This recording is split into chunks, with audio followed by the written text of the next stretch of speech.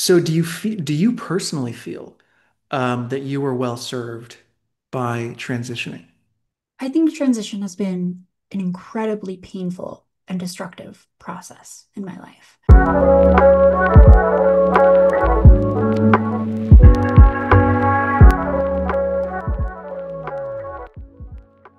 Welcome to the Reason and Reverence channel. I'm your host, Connor O'Leary, and today I have a guest with me, Taf Taj. Did I say the last part right? Is Yeah, that a voice J? Okay, Taf Taj, who some of you may know from Twitter, has a big Twitter following. And Taf huge. is a trans woman who I wanted to invite on the show because I wanted to talk specifically about that issue from a philosophical perspective and also a psychological perspective. And I think in a post-religious society, we have lost frameworks for thinking about this issue. And some people may lament that. Some people, that's a welcome development. But I think it's a big issue that I think is important to tackle. And so that's why I brought Taf on and welcome to the show. Thank you. Very excited to talk to you, Connor. Likewise. So before we get into, discussing it from a philosophical or a psychological angle, I'd love to know more about, your background and your story.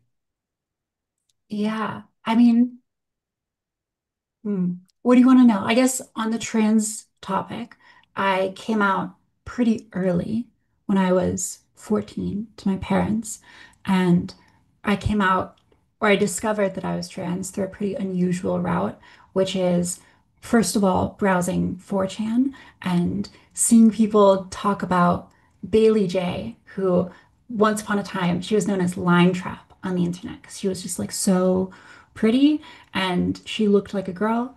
And that sort of blew my mind because I was like, wait, you know, people can actually change their gender and do it somewhat successfully. That sort of surprised me.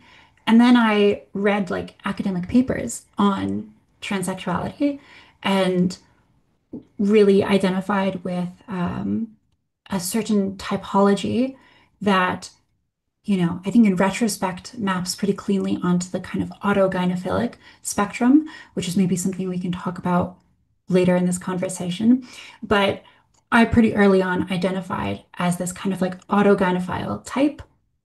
And, despite that, still transitioned. Nowadays, I think there's a sort of a feeling that autogynephilia is, you know, somehow not true trans or somehow indicates that you shouldn't transition. But I think in terms of the more academic researchers who have identified any sort of typology, those people, Blanchard in particular, do think that autogynephiles see merit in transitioning. So at the time, I didn't see any contradiction in this and came out, transitioned. I was a major communist in high You were a school. communist. Okay. I was a huge communist. I like scrolled Gramsci quotes on like the chalkboards in between like class, like the old world is dying, the new world struggles to be born, now is the time of monsters, stuff like that. Yeah. I read Marx and Kropotkin, all of these very left wing thinkers. At the same time, I had a philosophy tutor. I think my mom was just tired of me arguing about her with God. And so she like paid some college student from the local college to just like argue with me for a few hours every week. And it tired me out enough. Wow. Um, but he introduced me to like libertarian philosophy. So he made me read Mm. Anarchy, State, and Utopia and Peter Singer. So I was like a big vegan at one point. I'm kind of tracking my intellectual trajectory here. But I had a sort of falling out with morality and ideas of ethics at some point. I was probably about 16, and I had been a vegan or a vegetarian for about 3 years then because I was so invested in these sort of utilitarian arguments. Um, and around the age of 16, I sort of became disillusioned and adopted a very skeptical framework, which attracted me to Nietzsche. So I know that that's another interest of yours. I watched one of your videos on the topic. And yeah, I think the process since then has been one of sort of deconstructing the ideological framework under which I existed in high school and finding, better, truer things to believe in. So yeah, it's fun stuff. Okay, very interesting. I had no idea you were a communist initially because I started following you. I think you were already more on the libertarian side. I know you've written for Reason. So that's Yeah, that's right. yeah. So, you said you came out when you were 14 to your parents, right? hmm So hmm did you always feel just from a very young age that you were more feminine or that you were or you wanted to be a woman? Yeah, I think so, for sure. I mean, my mom has these wonderful stories of me as a kid where it is just, I think, so obvious to adults in my life that I'm going to grow up to be sort of gender atypical. My aunt, who herself, she's a lesbian, she remembers looking at me as a kid and just being like, wow, this kid is going to be different. When I was like 6 or I guess even younger as well, my mom would drop me off at kindergarten and they had a a rack of like costumes, including dresses. And as she tells the story, she would drop me off every day. And every day when she picked me up, I would be in a dress just because that was the first thing I did the second that I was dropped off. So I think it was, yeah, it was pretty obvious to people that like I was just not going to fit in with like the male peers that I had. Interesting. Okay, so this is from a very early age. So one question I want to ask is, so do you feel like this was like a preconceptual innate um, characteristic that you had? Yeah, probably. I mean, it's always hard to tell with these sorts of things, but I think that the evidence in my own life points to that. I mean, there's no like, as far as I know, there's no like moment, I guess post-birth that something changed in my physiology. Maybe there was something in the womb with hormones. I don't know. It could be genetic, but it does seem like there's something sort of innate and biological that's driving this impulse within me. Okay, interesting. Do you think that's true generally? Because a lot of people on both sides of the debate, they tend to think that things like transsexuality or homosexuality or things like that, they think that they're driven by some sort of social factor or some sort of event or trauma or some sort of socialization. The left tends to think that gender is something that they socialize into you. And then, Mhm. the right thinks, well, if you deviate from gender, it's because something bad happened to you or your parents socialized you in some particular way. Yeah, I mean, I don't know. I think the science is kind of out on that, and we don't necessarily know the true origins for these sorts of things. I do think that there seems to be something about our current time, our current age, where there is suddenly this extraordinary flourishing of gender nonconformity and homosexuality, and it does seem to be somewhat like culturally dependent. Uh, so to me, I think that there is probably some sort of social factor in addition to a biological one. I also maybe I wonder if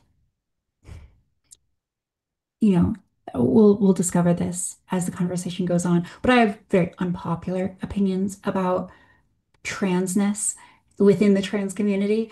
And one of the maybe more unpopular opinions that I have is that transition to me doesn't seem like something that is strictly necessary for people to do in order to be psychologically healthy. I look at my own life and I think that if I were to live like 100 years ago, before the widespread proliferation, manufacturing of hormones that make it easy to sort of change your physical appearance, I think I probably would have just been like a feminine man. And again, not necessarily gay. I would have been attracted to both men and women. I think just as I am now, but I would have been a feminine man, and I think I would have been pretty much all right with that. So I would guess that there's probably a lot of people who would kind of be okay with either being men or women.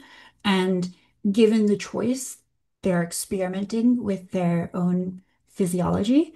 And there's enormous political pressure to defend one's right to do that. And I think a lot of people adopt a stance, which is that it is somehow medically necessary to Right. do this, which I think, maybe that's true in some cases. Frankly, I don't think it's true in my case. And so I think when I look out across the world of gender nonconformity, I think there's a lot of people who probably in a different era would be perfectly fine, in their birth sex, but they're given this freedom and they're taking advantage of it. Interesting. Interesting. So I want to go back to something you said a little bit earlier, where you said there's this flourishing of gender nonconformity and homosexuality, et cetera. Mhm. And you said it's a cultural moment. Do you think that Mhm. that cultural moment is, I mean, do you think we're having that cultural moment just because now it's acceptable to come out and do these things? Or do you think there really is something about the culture, or something else even about our society that is Yeah. causing that? I mean, that's an interesting question. These things are always, maybe a little bit overdetermined. I think there's lots of different explanations you can point to. Certainly, one of them is the increased acceptance. And perhaps the problem with these sorts of discussions, or one complication with them, is that you can really point to so many explanations and do so credibly, do so plausibly. It is true that our culture is so much more accepting now than maybe it was just 20 years ago. Not to say, not to mention 100 years ago.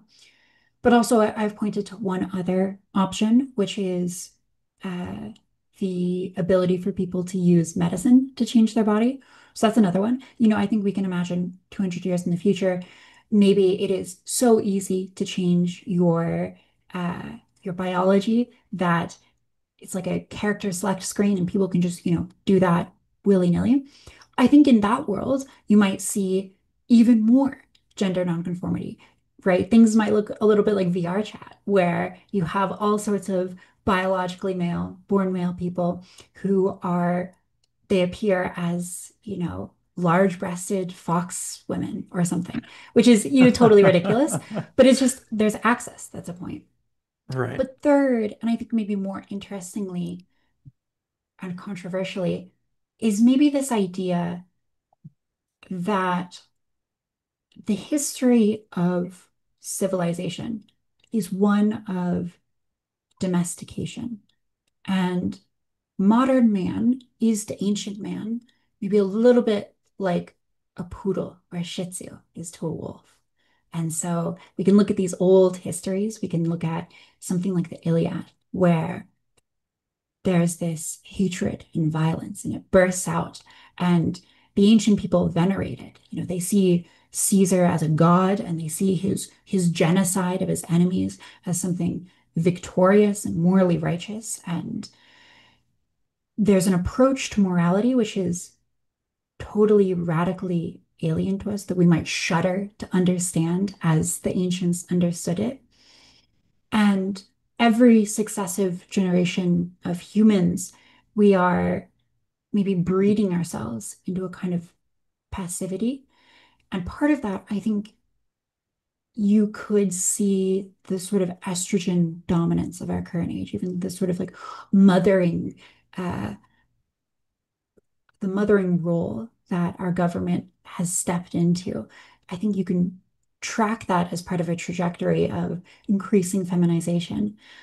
And I also, I think that there's some truth in that, maybe a danger in that as well. So to the extent that people see transsexuality as maybe a part of this transhumanist trajectory, or a trajectory that is radically anti-tradition in a way that, freedom of expression more broadly maybe isn't, I think that there's probably an element of truth to that as well. So it's interesting that you say, breeding. Hmm. So because a lot of people will see that as purely cultural, or at least mostly cultural, that, Yeah. society has been feminized because, we live in this world of incredible abundance, and it doesn't pay to be violent. We lock up violent Hmm. criminals. But you mentioned breeding, and actually, like, Hmm. literally genetically domesticating people. Yeah. And so Yeah. modern males are more feminine, not just because of cultural factors, but because you think of genetic selection. I do. Yeah. So this is this is maybe one of those positions which is, somewhat tenuous. I'm not a geneticist, to be clear, and maybe I should make that obvious at the jump.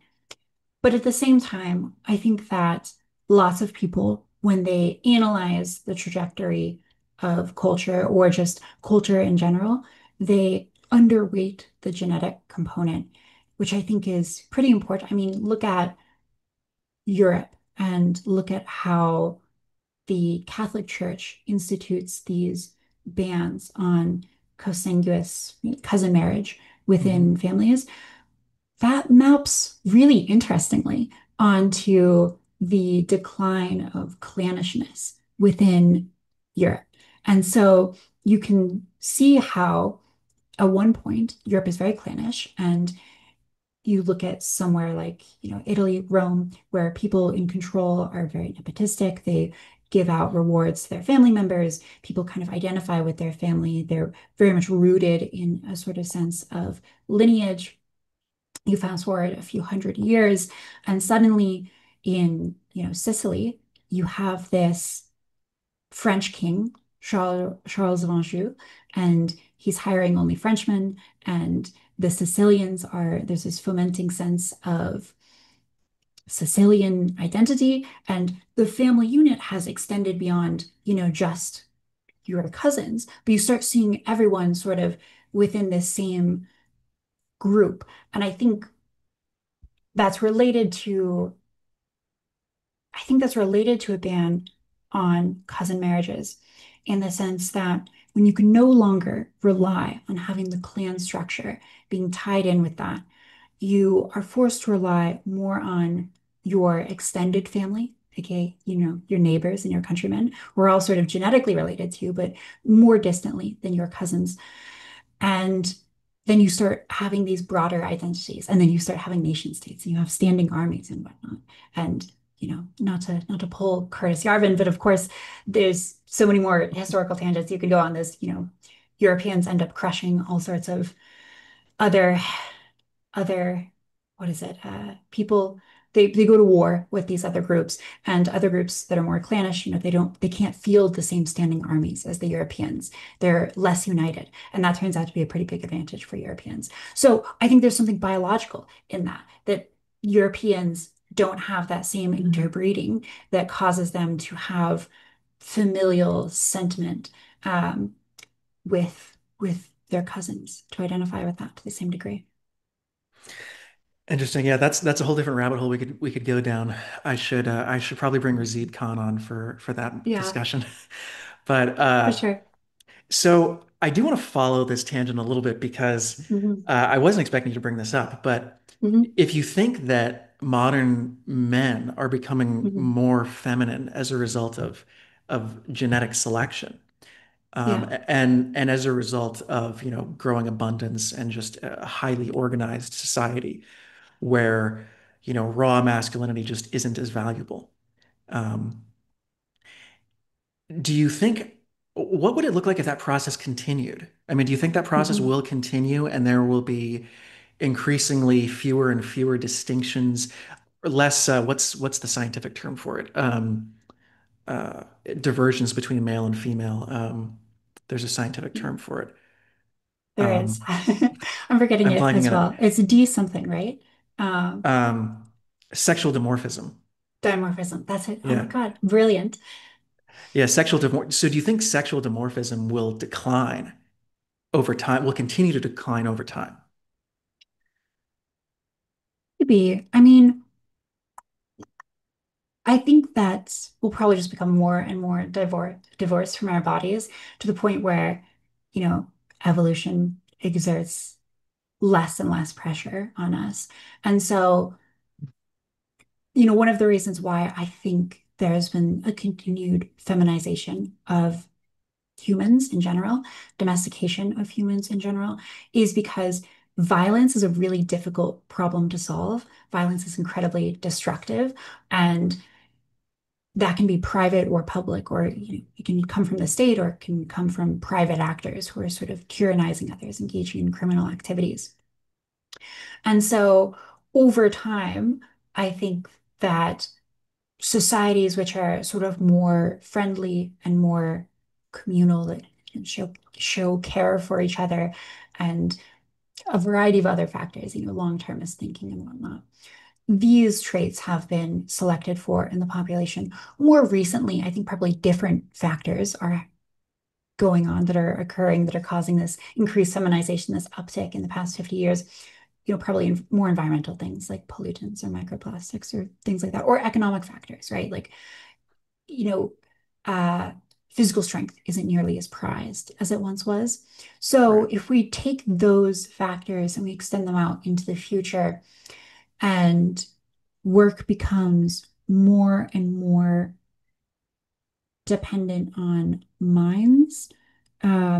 I think that's what's happened over the past few hundred years.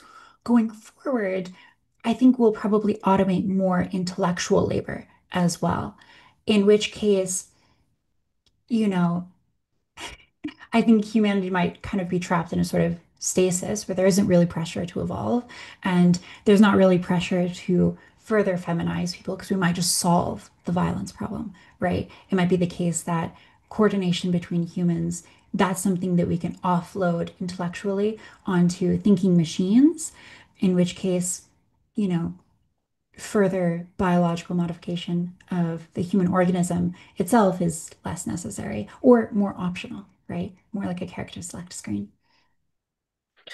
Yeah, I actually just 2 days ago did a podcast with an AI founder on AGI and the social ramifications of that. And I Oh, think amazing. I think the possibility of just general decay Mm, real, hmm. Oh, because you can absolutely. offload Yeah, everything to machines. But but that's a different story. So, it is. uh, one of the interesting things that uh, I started thinking about when I left Catholicism and I left that whole philosophical framework behind Mm, was about this issue specifically relating to what's the morality? How do we apply morality to this issue? Because we came from a more religious society, which hmm, had some idea of natural law, especially if you're a Catholic thinker. But even non-Catholic thinkers had this conception of natural law and this idea that what you were given biologically is a reflection of some sort of metaphysical order, and you have some moral obligation to conform to that. hmm. And it's part of God's divine plan. There's teleology involved in that. And so once Yeah. we leave that behind and we say, okay, there is no God, or at least we live as if there is no God, and we are conceptually, we're more nominalist, where we don't think that things have these fixed metaphysical natures that exist out there. Mm, Um, then you say, well, okay, if I want to modify my body, I'm perfectly able to do that. If I want to live, if I'm born a man, I want to live as a woman, I'm perfectly able to do that. There's nothing, I'm not transgressing any sort of natural law or moral law by doing that. But I think then the question shifts to our moral our moral fundamental is not okay, is this consistent with God's will? It's more like, does this contribute to our well-being? Does mm, this make us happier? It's not hmm. necessarily like an Aristotelian, you know, We're not talking about eudaimonia. and we're not necessarily talking about eudaimonia because I don't know that most people certainly don't think in those terms, but I think they have a vague sense of that. Like, I want to be happy. Mm, Um, and if we're evaluating it from that perspective, and you touched on this a little earlier, is there a case where transition is necessary for happiness, or at least makes you happier than you would have been mm, and more functional as a person than you would have been hmm. if you didn't do it? Well, I think that's the funniest thing is that I don't think most people couch it in fundamentally eudaimonic terms or couch it in terms of pleasure. I think it's really there's some sort of great irony in the fact that the modern world is full of pleasures and conveniences, and yet our relationship with these pleasures and conveniences is so often one of justification, and interestingly, medical justification. So when I look at the trans community and why people say that they're transitioning, it's really rare for someone to say, "Oh, I'm transitioning because it's pleasurable, because it brings me some sort of, sensual joy to do that." I think what a lot of people will say is that it's medically necessary to not have dysphoria or to have suffering. And therefore, I ought to be allowed to do this. There's a parallel. I saw people once discussing the discourse on Twitter. Food delivery apps like Uber Eats and DoorDash and whatnot. And people were saying that these apps are really good because they help people who are neuroatypical, neurodivergent, right? And it's necessary for disabled people to order DoorDash. And that's why these are great apps. And that struck me as so wild and silly and funny because DoorDash is this incredible luxury. Like for a pittance, for a relatively small amount of money, an ordinary person can eat food which would have been unimaginable to our ancestors in terms of the time and energy and the supply chains globally that have gone into producing that food. It can be delivered to your door by a servant. And this incredible pleasure you could really enjoy as something sensual. And yet, people don't appreciate it as gourmands might, right? They don't appreciate it for the sensual pleasure.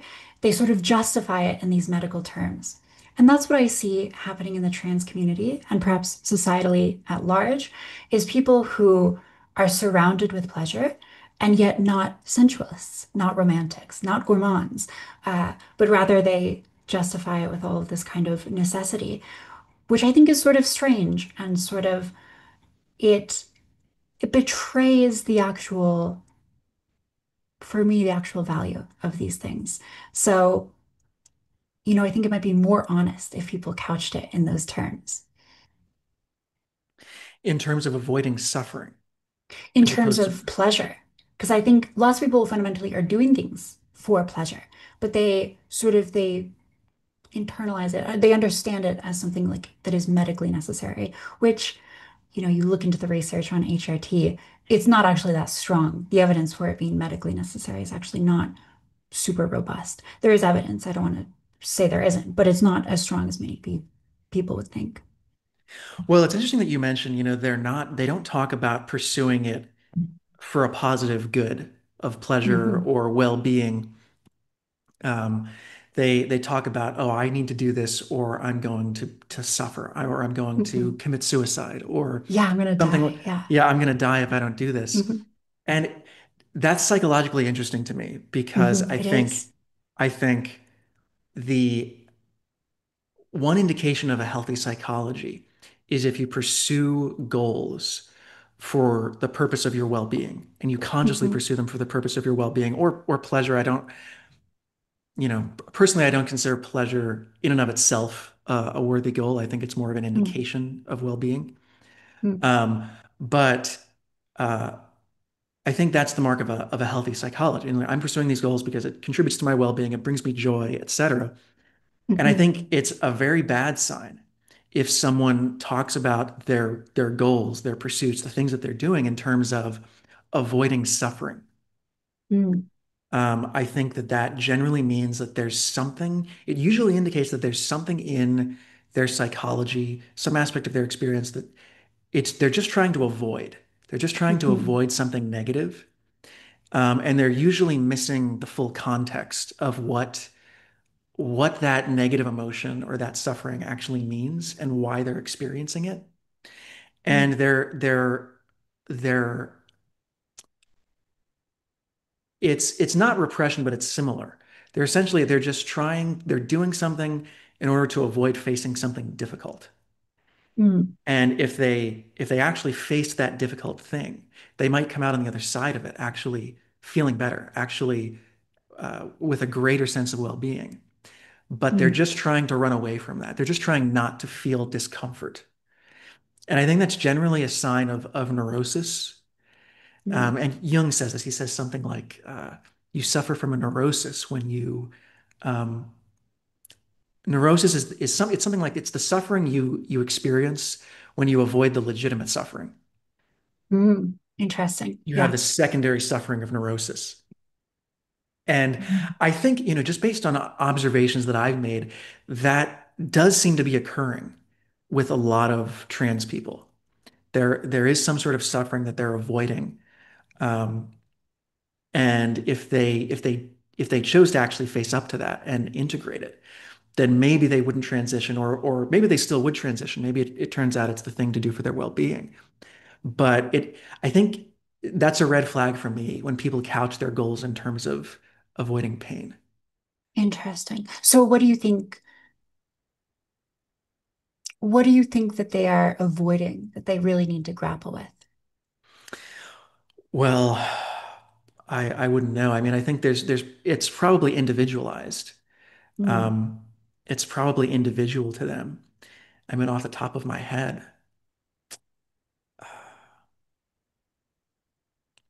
it's a hard I mean, question. it is a hard question. And it's also, I think it's very individual because I think, Mm, we all have insecurities.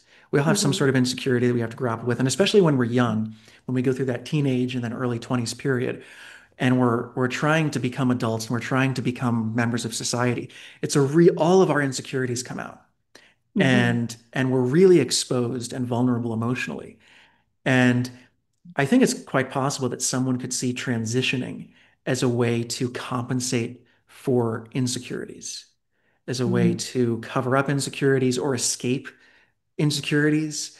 Um, in the case of, let's say, a male to female transsexual, it might be, masculinity can be a burden. There are burdens to masculinity, and maybe you don't feel up to those, or I'm just speculating. Um, hmm or similarly with women, I mean, there are many burdens to being a woman, hmm um, and I think in many ways it's hard. It's scarier to be a woman, and maybe it's harder to be a man in some ways. hmm I think, and I think with, let's say, female to male transsexuals, there might be a fear of the vulnerability that comes with femininity and a desire to escape that. And I'm just speculating, off the top of my head, but I think a lot of times, if someone's talking about, oh, I'm going to kill myself if I don't do this, or, I need to escape hmm from this pain, that could be not, I'm not saying it necessarily is, but I think that could be they're avoiding hmm some sort of pain that they actually need to face. And if they face that pain, they'll actually be able to overcome an insecurity or integrate a part of themselves that they are uncomfortable with. Yeah. And they might be trying to run away from that. Yeah. That's interesting. I think I can only speculate to some extent, but using that as a jumping off point, I think people have a lot of pain and a lot of shame around sexuality. And, if you read a romance novel for women, a lot of times there is this trope that is employed which takes agency away from the woman. So, for whatever reason, she has to work with this guy who is sort of sexually domineering and that she's attracted to, or she has to sleep in the same bed with him, but she doesn't want to, or she at least doesn't have to admit that she wants to in order to make that happen. And this kind of failure, or not failure, but fear around grappling with one's actual desires, probably to some extent gets echoed out into all sorts of other behavior. And women stereotypically kind of are seen as acting like this, as sort of acting like they don't have agency or they're sort of forced to do things, requiring their male partner to make all the decisions for them. It's kind of like a stereotype of women. And it probably finds its root in female sexuality and not looking like a whore sometimes requires that the sexuality is thrust on you rather than you making any active decision. I would say, too, men more than ever also face a similar kind of shame. You look at something like the Me Too movement or the state of video games, where female characters are often desexualized all across our culture. I think you see this pattern of fear around male sexuality because it can be so dangerous and it has been so dangerous throughout history. Men have perpetrated all sorts of horrific sexual crimes on women. And so I think a failure to reconcile with male sexuality truly can manifest as avoidance and maybe desexualization of women in media, but also maybe of the kind of suffering that you're talking about, where rather than acknowledging, as I think is true for many transsexuals, that there's something sexually compelling about transition. That's the AGP autogynephilia Mm, piece that I mentioned earlier, that one is simply forced to do this by medical necessity. And mm. when someone engages in this kind of justification without really grappling with their sexuality, you end up with all sorts of like weird behaviors. Like sometimes adult trans women, they'll go out in public and they'll dress like, schoolgirls or anime girls or something. And it sort of looks ridiculous to everyone else, but it's probably you have this person who has spent most of their life as a man and internalizing what it means to be a woman based on media that is marketed towards men like pornography and anime. And suddenly they're reflecting that publicly. And no one's allowed to really talk about it because it's this male sexuality. And they refuse to acknowledge that this might be a component of their transition and so on. And so suddenly you have gender criticals who feel like they're part of this great conspiracy. They've discovered this great conspiracy, which is autogynephilia. And yeah, it's sort of a disaster. So maybe there's some sort of neuroses in there regarding the suffering which would be required to admit that someone has this sort of unusual sexual proclivity. So I'm, well, you just had made me think two things. One, there is a lot of shame now around male sexuality. Hmm. There is a lot of it's almost treated in our culture like there's something inherently pathological Yeah, about a man desiring a woman and being I open think about so. it. Hmm. And so that's one component. And then there's another one where you have men who have autogynephilia, Hmm. who are attracted to the idea of themselves as women Hmm. or aroused by that. Hmm. And you could have both groups of people who are ashamed of their sexuality or feel like Hmm. there's something wrong with expressing this. And they could find, are you saying that both of those groups of men might find transition in some sense attractive? I think they Or just the could. autogynephiles? Yeah, I think so. I think the autogynephiles in particular, they're the people who want to transition. I mean, men who are sort of ashamed of their sexuality, they might justify their sexuality in all sorts of ways, right? So they might say that I see you got a little thumbs up bubble. Um, they might, so there's this idea of like safe horny, which sometimes appears Right. where guys will be like, oh, I'm so attracted to women, and then they'll list a bunch of women, and the women are all women were socially acceptable or even like, maybe progressive to sexualize them a little bit. So it's like obese women and old women and muscular women and all sorts of women who are not stereotypically attractive to men.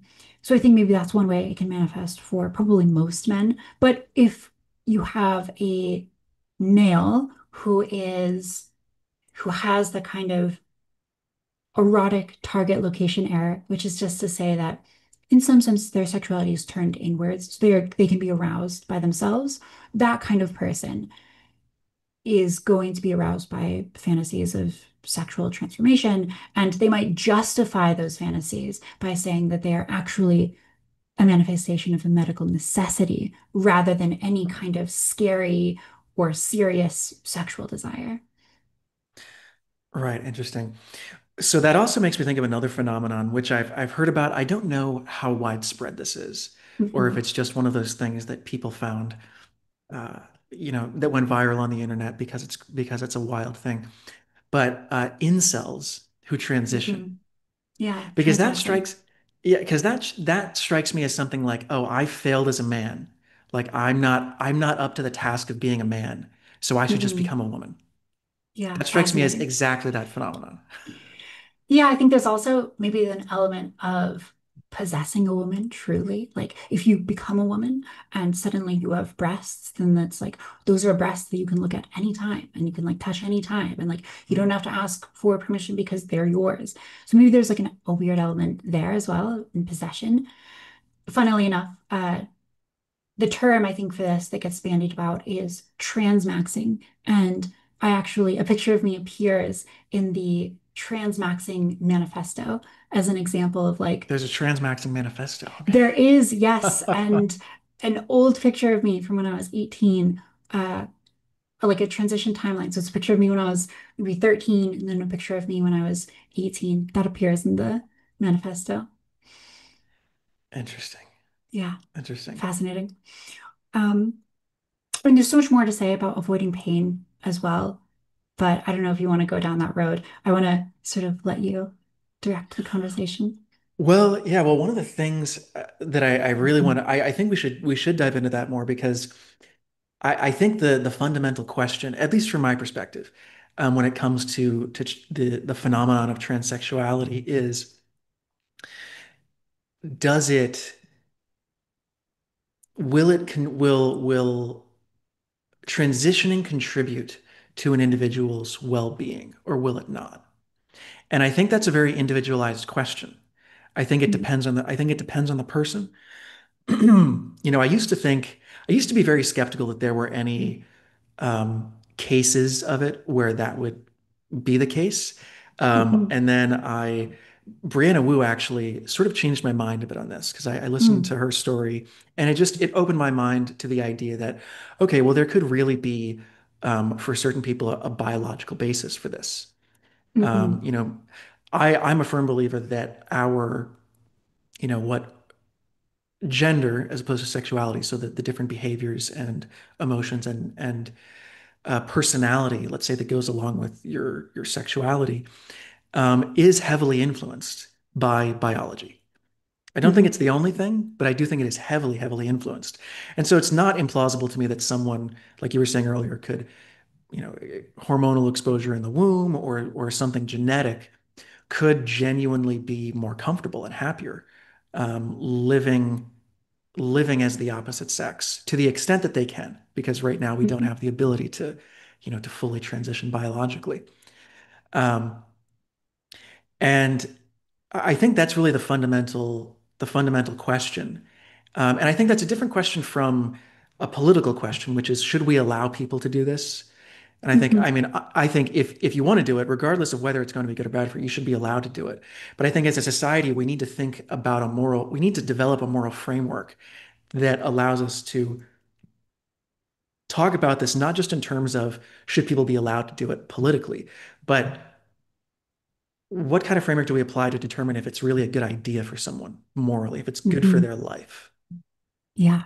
Well, that turns out to be a pretty difficult question. And I think you're touching on a few ideas here. One is the kind of libertarian, laissez-faire response, which is the political dimension that you mentioned. And I do want to say, I think there is at least one problem with that. And that's that for us in this conversation, and many people who are sort of intellectual types or people who really think very critically about these things and who tend to be very introspective, those types of people are often benefited by laissez-faire systems.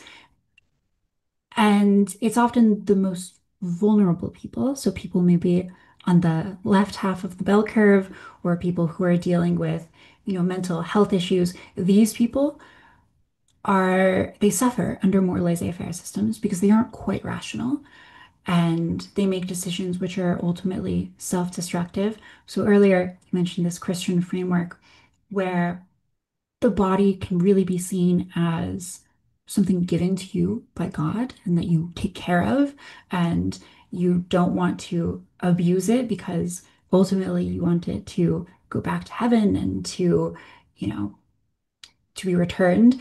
And that is an idea that I think can help people to view themselves as something that's like worth taking care of, that ultimately they shouldn't just do anything to their body, but they should actually like maybe respect other people's opinions about what they should do. And I think that can be really helpful, especially for people who are more vulnerable to ideas which might cause them to be pretty self-destructive.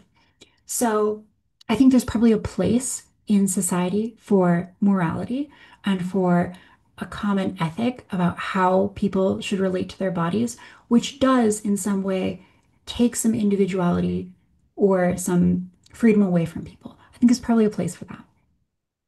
So, And so you yeah. think that there's a place for taking away someone's freedom to do something like this to themselves? Hmm. So I'm curious, what would that look like? So the way that it looks right now is you go to a doctor and the doctor does some sort of gatekeeping to tell if you are too mentally ill to make these decisions in good conscience. And if they determine that you are probably healthy enough to make these decisions, they'll prescribe you medicine. And right now, we're pretty laissez-faire with this. So it's pretty easy to get these hormones. Doctors are pretty willing to prescribe them, even for adolescents. People are able to get these hormones pretty easily. And I think it's probably okay if there are maybe some more hoops in between that. At very least, I think it's probably okay if there is some sort of therapy, like actual like talk therapy is involved here, where people are required to prove that they have spoken to someone about this and that they've really considered the decision.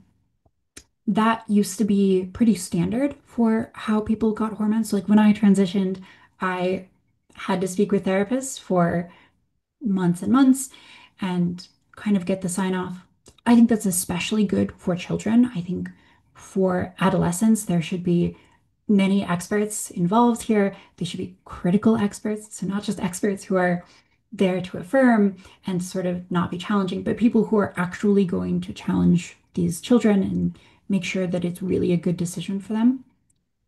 And that kind of thing, I think, is appropriate for limiting people's freedom to do these things to their body. So something like that, perhaps.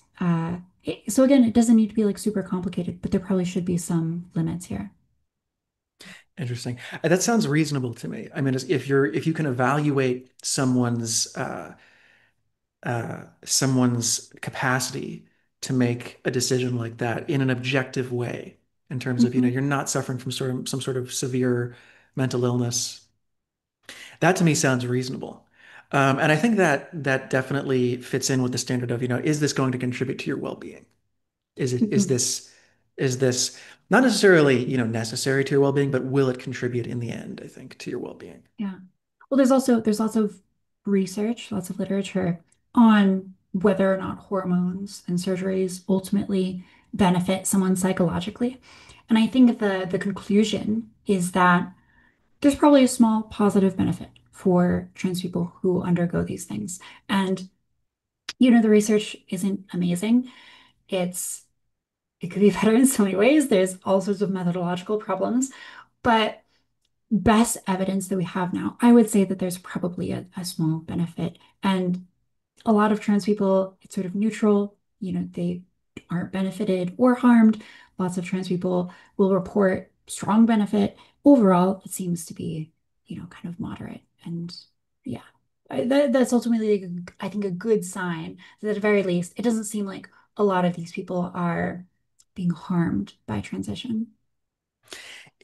Okay, so that's an interesting topic to touch on as well, because one of the things that you'll hear from a lot of conservatives is, oh, well, all these people, they regret transition, now they Mhm. want to kill themselves for real. Now, and you see horror stories sometimes. I'll see every once in a while, someone will share like a Reddit post of someone saying, oh, I regret this, I ruined my life.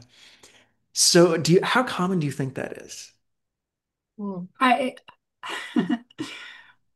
I think it's pretty uncommon. I mean, part of the problem here is that different studies will quantify detransition in different ways, and lots of people will temporarily detransition or they'll detransition, socially so that they can, make do with their family, and then later they'll transition once they're sort of more free. So it kind of depends on how you quantify it. I think the last number that I saw was 2%.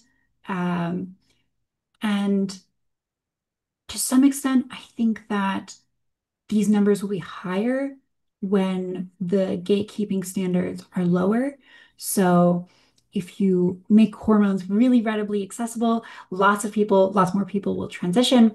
You'll have more detransitioners.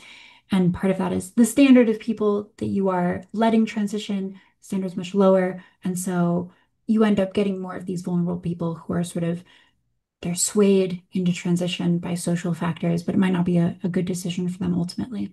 So, I mean, the harm is there.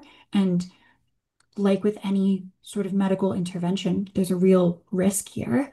And it's important to situate that with other medications as well. Like you look at something like SSRIs. SSRIs have, we know, tons of side effects, and they also have a moderate benefit for people. So it's sort of up to experts and individuals to negotiate a decision that makes sense for them, whether or not they take these medications or not.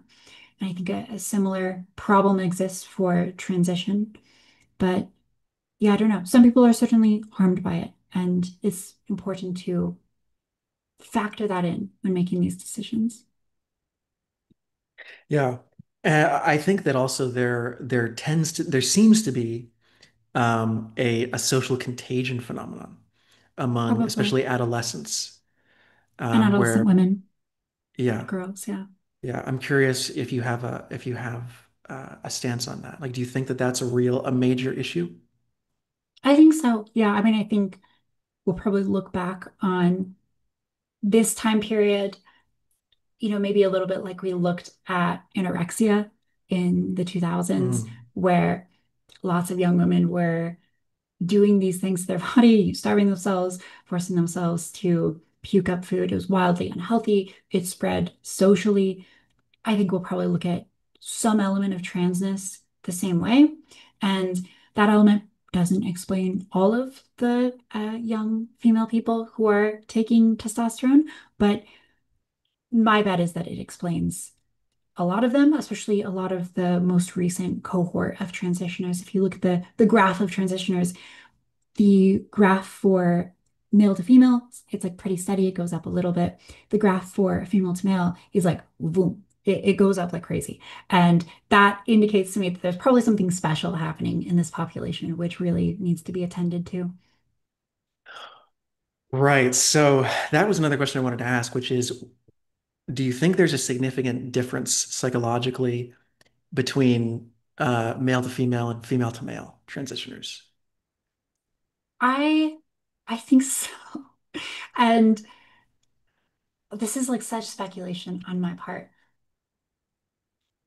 Communities which include lots of trans women tend not to include lots of trans men. The communities tend to be pretty separate, which is kind of strange. And part of that is maybe indicative of some sort of like underlying biology. But I think it's weird that the communities are so unmixed. And when I when I hear trans men, people who, started female, transitioned to be more masculine, talk about their experience, oftentimes I feel like there's a pretty big distance from my own experience. I'm so immersed in the trans feminine experience. I understand it so deeply. And the trans masculine experience is, sort of an enigma to me. So, to the extent that that constitutes evidence, I do think that there's a sort of gap there.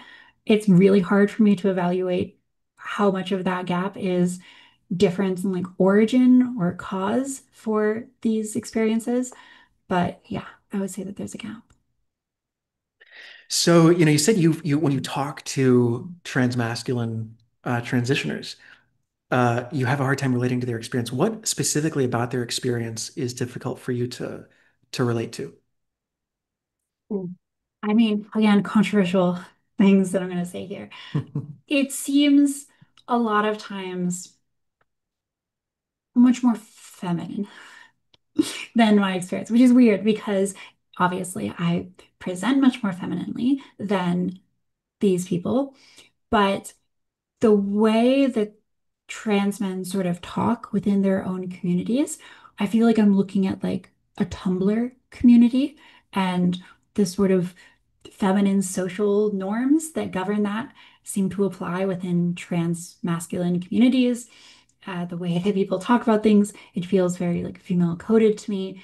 The way that people relate to their so like a trans woman. Trans women tend to be like pretty focused on this like sexual aspect. Like, am I going to be able to date men? Am I hot? Do I look good? A lot of trans guys, um, they'll they're like very short, right? So a lot of these people are like 5'4". A lot of them are, 5'0". And you do see some anxiety about that, where people are like, oh, like how am I gonna ever, like date a woman? But I see way more intense anxiety, way more visceral anxiety from cis men, so non-trans men who are 5'0" or 5'4". I see these guys who are like really, struggling with it to the extent that that's preventing them from finding a romantic partner. This is like a really big deal for them. For trans men, it doesn't seem to be like so much of an issue. And so with trans women, I see again, the sexual desire motivating a lot of it, a desire to be like beautiful in your own estimation, or beautiful as like a man would estimate you. And around trans guys, I don't necessarily see that. So the motivation for transition seems, maybe like more abstracted from the body.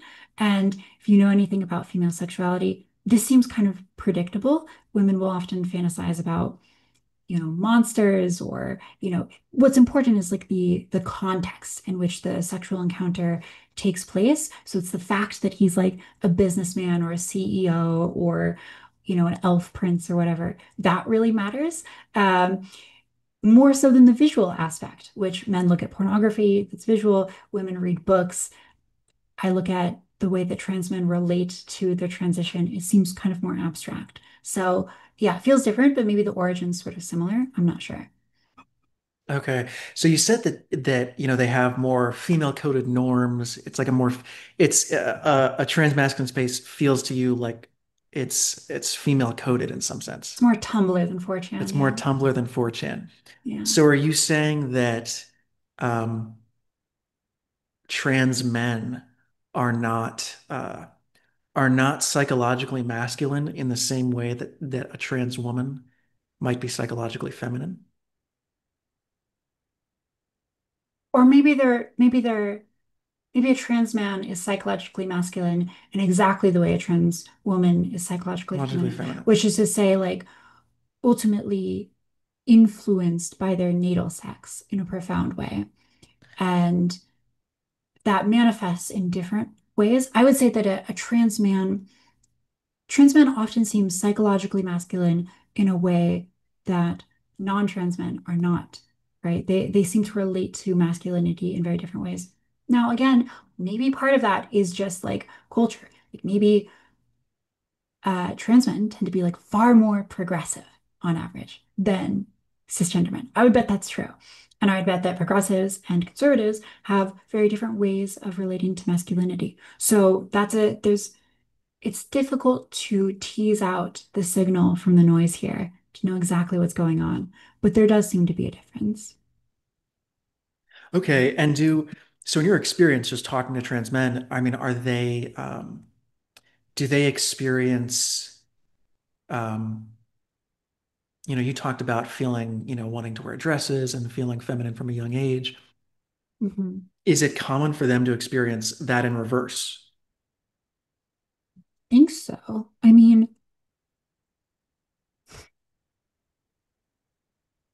there's a sort of classical transsexual archetype which experiences this, and not every trans woman experiences this. In fact, I would say that my childhood experience is, if anything, sort of on the extreme end for gender nonconformity. Lots of trans women will report that they didn't really experience any gender nonconformity until they got to about puberty. And then maybe they started to think about it. Or even even beyond that, there's people who will go their entire life, they'll be 50 years old, they've lived it as a man, everyone around them thinks of them as a man. They exist in a sort of masculine role. Their position is, they're like a salesperson or an engineer or something. And then they decide to transition and they showed like very little gender nonconformity. So I think that's something that happens for trans women. So I would guess that for trans men there's something similar where some trans men are sort of gender nonconforming. I would guess that maybe especially today it's an increasing minority of trans men who were expressing profound gender nonconformity as children. And there's a complicating factor here, which is women are allowed to wear pants in a way that men are not allowed to wear skirts. So, Right. it's harder to tell if like a young girl who's wearing pants just, likes wearing pants, or is that like an expression of rebellion? I'm not sure. But yeah, it's hard for me to evaluate because I spend so little time in trans masculine communities. A lot of Interesting. speculation. So one question I wanted to ask you is, and this is the epistemological side of this, which I think Mhm. informs the way people approach the legal and political side of it. And Mhm. that's the question, are trans women women? Mhm. Yeah. Um, I've gone through different stages on this. At one point, I wrote an essay about why trans women aren't women. And Are my not women? argue are not women. Yeah, correct. And my conclusion was that they're not women, but ultimately it doesn't really matter. We can sort of like accept that we are men or male and still embrace, our love of femininity, and we can still present the way that we want, but we can also recognize something fundamental about our biology. And my analysis in that essay was that the progressive definitions, which are often given for what makes someone a woman, are pretty bad. So, one of those definitions is the identity definition, which is something like women are people who identify as women. And this is, so incredibly vacuous. If I say any sort of nonsense, if I say like gooba gob, right? Then I am the kind of person who says gooba gob, right? And so by expressing any kind of word, you are the kind of person who says that word. And describing yourself as a woman seems kind of vacuous in this sense, where if you say a woman is the person who says they're a woman, all you're expressing is that you say the words, I am a woman. Well, you already expressed that by saying the words themselves. So it seems like there's no additional content that is being added to this statement. And you really can't say anything about women in general in that world, right? Women, they they don't have any sort of common problems or issues or anything because anyone can be a woman just by saying the words. And that seems a little bit ridiculous to me. And it seems to me like people don't actually use the word woman in that way. Most of the time, when people say I'm a woman, they believe they're actually expressing something about themselves beyond just the fact that they are saying those literal words, that they're making those sounds with their mouth. So, another definition that is sometimes given by progressives is that a woman is someone who engages in femininity, who like wears a dress, right?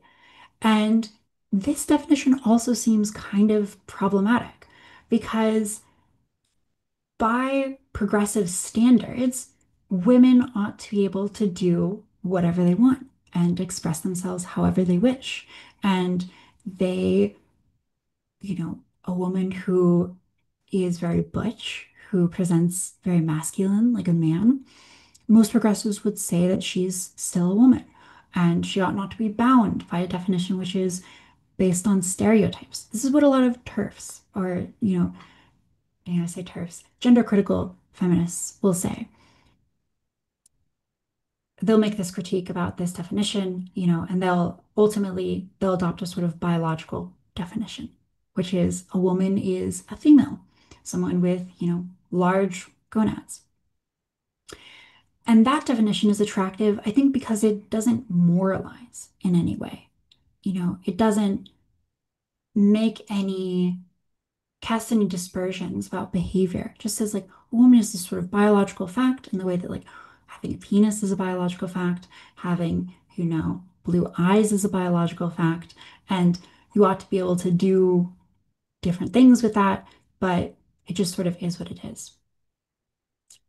So I talk about those three definitions in my essay, and I ultimately end up on the third definition because I think progressives either end up stereotyping or they end up in this kind of vacuous world. I want to let you sort of respond to that. I think that there is a better progressive definition, and I'll give that in a moment. But conversation as it is right now, what do you make of those three definitions? Well, I would tend to agree with your last definition. And Hmm. um, I think that this is actually one of the most important issues to talk about, one of the most important things to talk about when it comes to the trans issue, because I think it's the source of a lot of the legal and political divisions here. Because the issue, I think, is we lack as a society, we lack an objective, we lack a validation of the objectivity of concepts. Mm, So true. we don't think that concepts are objective. So when I say the Hmm. word woman, when I say that when Hmm. I'm talking about the concept woman, we don't actually believe as a society, or at least a large percentage of us, we don't believe as a society that that actually refers to an objective reality. And Mm, I think that the reason for that is goes back to, and I'm going to sound like a horrible conservative here. I think this goes back to William of Ockham and the Nominalists, um, because that's where you first have this divorcing of concepts from reality. Now, hmm. I think, they say concepts are just names. They don't, Hmm. they have some relationship to reality and, but maybe it's like a fuzzy relationship, but we can't really define an accurate relationship. There isn't like an accurate map necessarily here. Hmm. And then of course you have various offshoots and developments from that. But once you abandon the Aristotelian idea of, universals that actually exist out in objects in the world, once you abandon this idea that there are that that entities have a metaphysical nature that's really metaphysically there, Hmm. that we're actually observing, um, you you get into nominalism and its offshoots, which basically starts to just divorce concepts from reality. And the problem with that is that we're conceptual beings. We make decisions based on concepts. We live our lives based on concepts. And so if our concepts are not if we cannot say this is an objectively grounded in reality and this concept means this, Mm, then we start to live in a fantasy world. We start to say things like, well, a woman is just whatever I say it is. I'm a woman mhm, today, and now you have to, you know, I decided I was a woman 24 hours ago. Now you have to let me use the women's bathroom, and you have to let me, run the 100-meter dash in the Olympics as a woman. Um, and you get into these absurdities that just deny reality because concepts are how we make decisions. They're how we know things. And if you divorce the concept from reality, then you divorce yourself from reality, from concrete reality. mm, That's mhm. my perspective. And so we have to find a validation of the objectivity of concepts. But I think we can't go back to Aristotelian essences because uh, I agree with the nominalists; those don't exist. And I think also the scholastics developed their theories of natural law off of this idea of these metaphysical natures that people have, and this idea that, and that's where this idea comes from that you can't change that, that it's unnatural to, let's say, modify your body. Um, and so, from my perspective, I believe there is an objective definition of a woman. There's an objective concept of a woman, and Well, uh, okay, to clarify, um, there's sort of two ways to talk about this. Are you saying that there's an objective territory or an objectively correct map to the territory? I'm saying both. Okay, okay, yeah, interesting. Yeah, I'm saying both. Because I think if you don't say that last part, that there's an objectively correct map, Hmm. then you end up divorcing yourself from the territory. So Because, go ahead. let's say I use the words like the sounds, woman, and Mhm. I use that to describe what you would describe as a horse, and I use the sounds horse to describe what you would describe as a woman. Uh, it seems like I'm using different maps there. I'm using words in, fundamentally different way than you. Would you say that you are objectively correct in using the words as you use them? Well, so that for in my view, if I understand you correctly, that would be Mhm. that's a semantic difference. Mhm. So if, in your upside down English, horse means someone with XY chromosomes and a uterus and all of that. Mhm. And woman means, something that goes Yeah, neigh, four-legged animal. Yeah. a four-legged animal. Um, then it's just a semantic difference. But Mhm. we're referring to the same thing. We're just using different words. Yes, I think Um, so. but the word is the symbol. The word stands in for the concept, and Yes. we could use different symbols to refer to the same concept. Mhm. Yeah, I would say that the symbols are sort of arbitrary. They're not objective. And Yes. the value socially is in having symbols that match onto the same thing. Right? It's very hard to communicate if you don't have that. But I would say that like, Right. I'll give it to the nominalist that they're, the exact symbol is sort of arbitrary. So I want to make that clear, maybe to understand exactly what you're saying here. Okay. Yeah, and I would agree with you on that. I don't think that Mhm. there's any objective relationship between, the letters WOMAN and the concept. Mm, yeah. I don't want to stop you from going. But yeah, there's lots to talk about here. That is very interesting. Yeah, well, I had pretty much gotten to the end of that. The point that I wanted to make is I think the reason that we have this debate and we have people saying things like, oh, if I decide I'm a woman, then now you have to let me do all these things that women do. Mhm. Um, and you have to treat me exactly like a woman, is because we don't believe, or at least the people who say that don't believe that concepts have an objective basis in reality. And if concepts don't have an objective basis in reality, then like you were saying earlier, we can't make valid generalizations.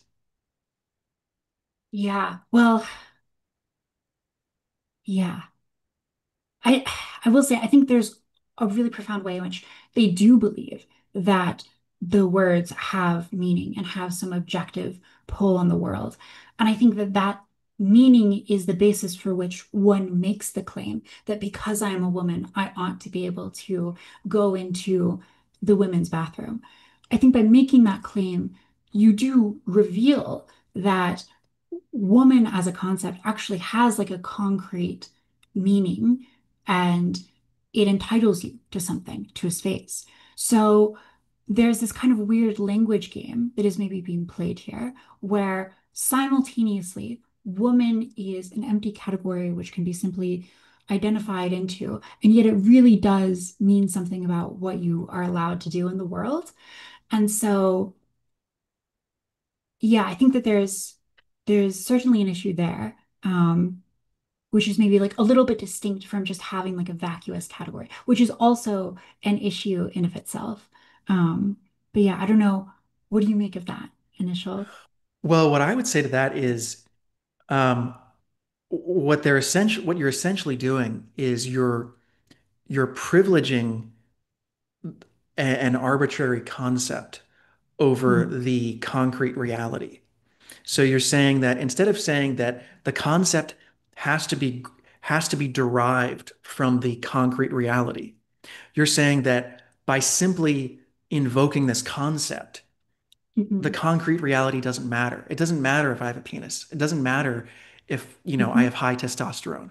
It doesn't matter mhm, if I, walk into the ladies' changing room with a beard and, a six-pack abs and muscles. It doesn't matter because I've said I'm a mhm, woman.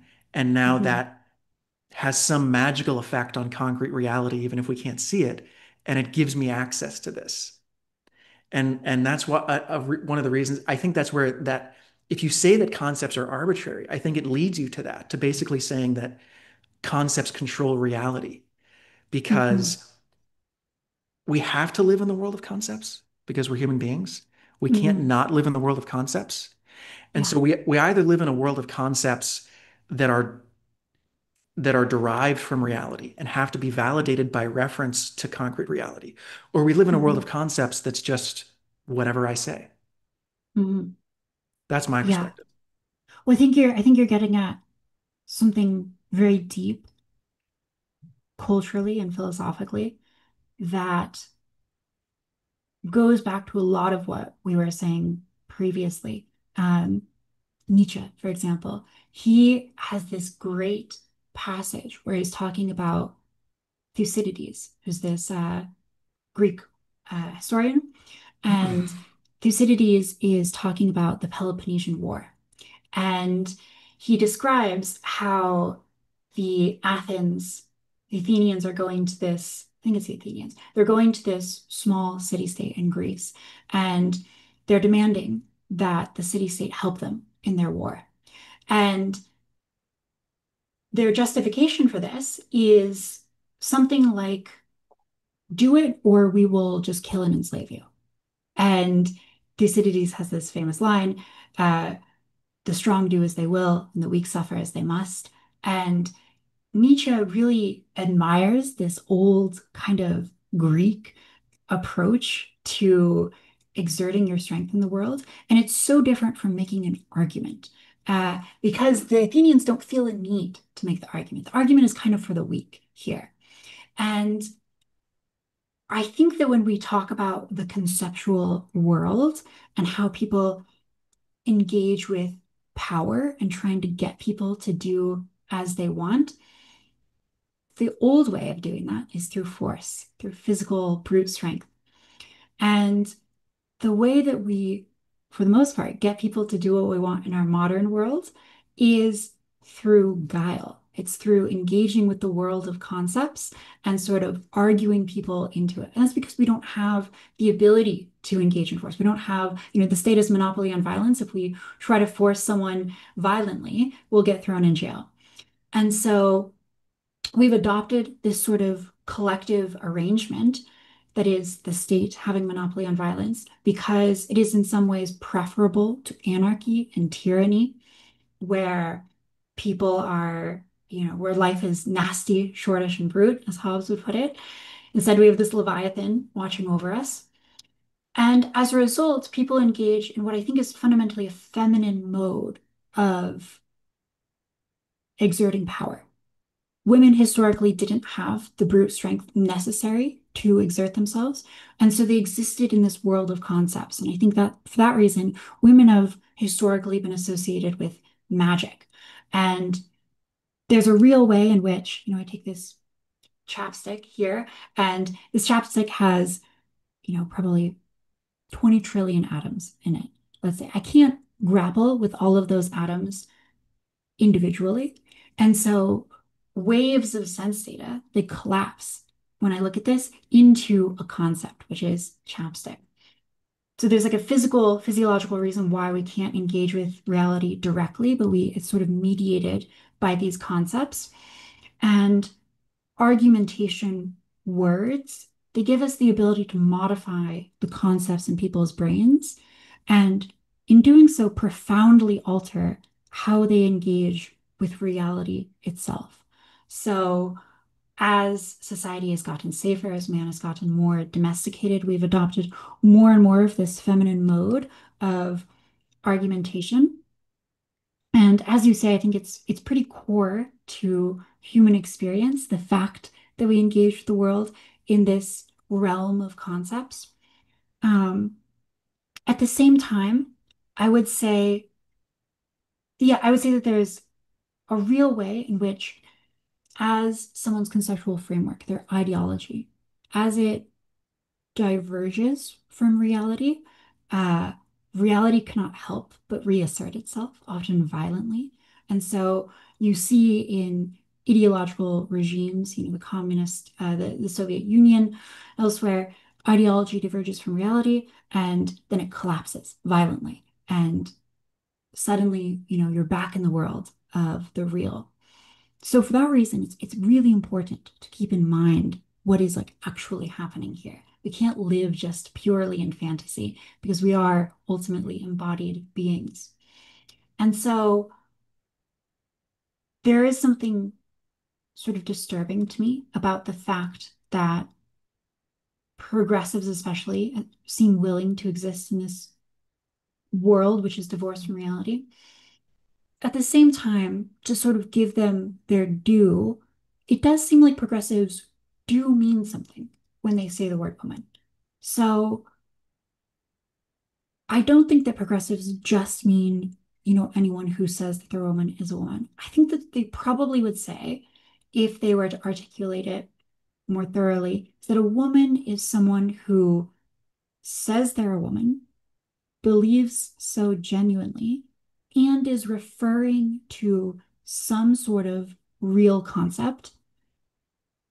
And I think, they might leave it at that definition, but I think they might also add on that the concept has to either be a sort of social role. So whatever you conceptualize that as, whatever you believe the feminine social role is, that's a valid way to conceptualize womanhood, or a biological one, right? So you could reject every social role, but if you are ultimately referring to your biology, that's also a valid definition of woman.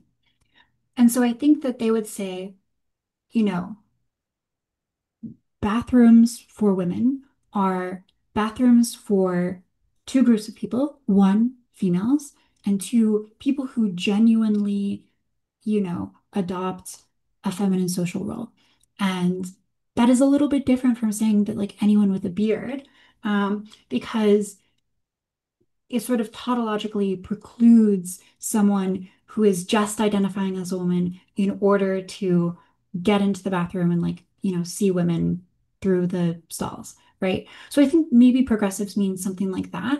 And they are referring to a real concept, right? Or a real territory in the world. Their map is is to the concept that I've laid out. And maybe it's a little bit like horses and women from earlier, where they're using the sounds, the symbol women, to refer to that sort of concept that I've just laid out. And they're using female to refer to the strictly biological concept. So I think we in this conversation, we can recognize that there is a real concept that is like, feminine social role plus femaleness plus genuine identification. That's a coherent concept. Um, but they're just using a different symbol to point to that than maybe we would. We might say like female identifying person or woman identifying person, but progressives use woman to describe that. Yeah, I think I would I would mostly agree with that analysis. But I think it's important to um, I think it's important to recognize that concepts are meant to point to concrete realities. So we could agree as a society, like you're saying, to say, okay, well, Mm, female refers to the biological reality, and hmm then woman refers to, this broader category that includes people who hmm maybe don't fit exactly into that biological category. And I It think is it is, abstract, but it does relate to objective reality ultimately, to be clear. Yeah. yeah, no, I agree. I would agree. And I think, you can insist on objective reality. And you can insist that we have to make generalizations and we have to make laws based on objective reality, while hmm also while also creating room for trans people to live insofar as they're able as the other gender. Um, but I think we have to agree on we have to agree on the standard that concrete reality is the standard, and then our concepts are for organizing concrete reality and dealing with it rather than um, I've heard people argue for a conceptual skepticism, saying, well, woman is really, it's not really definable, so we should just sort of let people define it how they want. And I think hmm that is where you get into serious issues. But Yeah. if we're just saying, well, we can expand the category of woman and we can create more, we can have something that's just about biology and this is more about the social role, then I think there's definitely progress to be made there. I would agree with that. So I guess maybe a challenge or a question for you is why one ought to adopt a definition of woman which overlaps seemingly 100% with the definition of female, rather than use these words to point to slightly different concepts.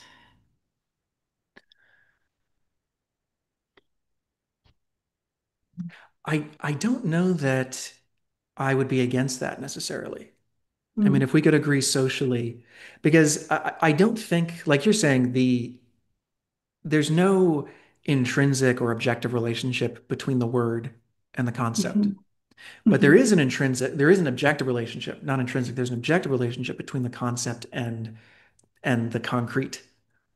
So Yeah. if we're just saying, well, one way you could look at it is you could say, okay, we're going to use the term woman to refer to Mhm, both the biological and the social reality. mhm. And we'll use the term trans woman to refer to more of the social reality. Um, that's one way to go about it. We could also just say, like you're saying, we can use female and we can use woman. So I'm not opposed to that. Yeah. I'm my insistence would just be on the objectivity of concepts because I think Mhm. if you don't accept that, then you do get into issues where you're actually denying the concrete reality in front of you. Yeah. Well, I think that's fascinating that you say that because earlier, I think you said something which, I think has been since caveated and explained more deeply. You said that both the map and the territory were objective. And we talked about it a little bit. And I think we agreed that like the symbol itself was maybe arbitrary. And in that moment, I think you allow in like all of this other stuff, right? So as soon as you say like the symbols may be arbitrary, then now we're in a world where it would probably be fine for a woman, the term woman, to include trans women and these people in this broader social category. And that seems like quite a progressive statement that you've just made there. And so on one level, I think that's super philosophically consistent. And a lot of people will struggle with that kind of statement. But it is really no different from saying that we could live in a world where the term boopadoop refers to females and cow refers to this like broader social thing. And, you know, or we could live in China where they use totally different sounds to refer to these concepts. And is that like objectively better or worse? I wouldn't necessarily say so. Um, but yeah, it is at least interesting to get to that place philosophically. Yeah, I think I need to clarify a little bit what I meant by that Yeah. statement. Um, Which one? the that the map and the territory are both objective. Mhm. I think I need to clarify that because I think we're talking about, I think there are three things involved. There's the symbol, there's the concept, and then there's the Mhm. concrete reality. And I think those are three different things. So Yeah. the symbol and the concept are not identical. The The concept is concept, maybe more like numinous or something, right? not numinous, but a concept is an integration that you make in your mind. I'm not saying that Oh, concepts okay. I'm not saying concepts are not, I don't think a concept like exists out there. I think that would be Okay, more yeah. like Aristotelian realism, that, Hmm. womanness is a thing that exists out there. Hmm. Um, the concept is an integration that you make of, you see different women, you see different Hmm. women and you notice their characteristics and you notice how the characteristics that they have are different in certain ways from men. They have different Hmm. genitalia. They can give birth, at least potentially, etc. And you see, okay, there are all these differences. There are similarities and there are differences, and you you develop a concept which integrates all of those characteristics that women have, and then differentiates them from men and from everything else in the world. Um, and so that's the concept. It's a mental integration, and then you take Hmm. that mental integration and you apply a symbol to it, because Hmm. even though we think conceptually, we can only deal with concretes. So we Hmm. have to we have to basically we have to abstract from the concrete. So we form the concept, but then we have to turn the concept back into a concrete in order to deal with it. So we turn it into a word, and now we have Yeah. woman. And so Hmm. now we have this word, this symbol that we can use concretely. Hmm. Um, and so the symbol could be anything. I mean, it could be a Hmm. picture. It could be a picture of a woman. It could Hmm. be, any vocalization you want to make. But the concept is is not arbitrary. The concept, the integration you make in your mind has to be connected to reality. And it's when I say objective, I mean that it's derived from concrete reality. It isn't out there Hmm. in concrete reality. It's just a way of organizing it. But the organization Hmm. has to be based on the mind independent concrete reality out there. And so Yeah. I don't know if that clarifies it. No, it does. I guess, yeah. So putting this all together a little bit, um, to me it seems like everyone has like concrete or concepts. I guess that's how we're talking about this. Um, Everyone, progressives included, I think have concrete concepts of womanhood. And so when progressives use a term like woman, I think they're referring to something specific, and it differs from person to person. The Matt Walsh documentary, What is a Woman, goes up to all sorts of different people. They all give like wildly different answers about what a woman is. Most people are not academic philosophers. Most people struggle to define any kind of word if you ask them, and there will be tons of holes in the definition that anyone gives. So it makes for good fun. There's the famous anecdote of, Diogenes holding aloft the plucked chicken and saying, "Behold a man," because a two-legged, it's a biped that's hairless, right? Right. Hilarious, right? This is a classic issue. Um, and yet I think people probably do have sort of concrete concepts in their mind that they're just struggling to articulate. And interestingly, you said earlier that we go about life, we form an idea about what a woman is, through experience, through interacting with people. And we create like a generalization about what the word is referring to. And interestingly, like you said the word genitalia, but most people don't encounter women via genitalia. They encounter them through these sort of like social norms and through presentation and these things that like correlate with genitalia, um, but in fact aren't genitalia. And in the case of trans people, diverge distinctly from genitalia. And so, in some sense, the progressive or maybe stereotypical, like maybe somewhat sexist definition of women, that women are these feminine humans that present a certain way, that is more accurate to people's day-to-day experience of what a woman is, and in fact, more accurate to how people use language. Blair White had an interaction with Ben Shapiro years back where she was saying, if you were meeting me for dinner and I was in the back wearing a green shirt, you walk up to the hostess, do you tell the hostess that you are with the man in the green shirt or the woman in the green shirt? Which use of language is actually more useful here and more correlated to how people generally use this word? Well, it's the one that's based on stereotypes and appearance and isn't related to genitalia. So it seems like people actually use woman in a way that is kind of, it's stereotypical, it's sexist, so it's maybe not totally progressive in that sense, but it's also not this strictly accurate biological definition either. So that's a very interesting point. Um, that's a very interesting point. And I mean, the way I would see that is yes, because we associate woman with, a certain shape, a certain Mhm. voice, a certain bearing. Um, and so it would make sense, in the situation that she described to say woman because it looks outwardly like like a woman.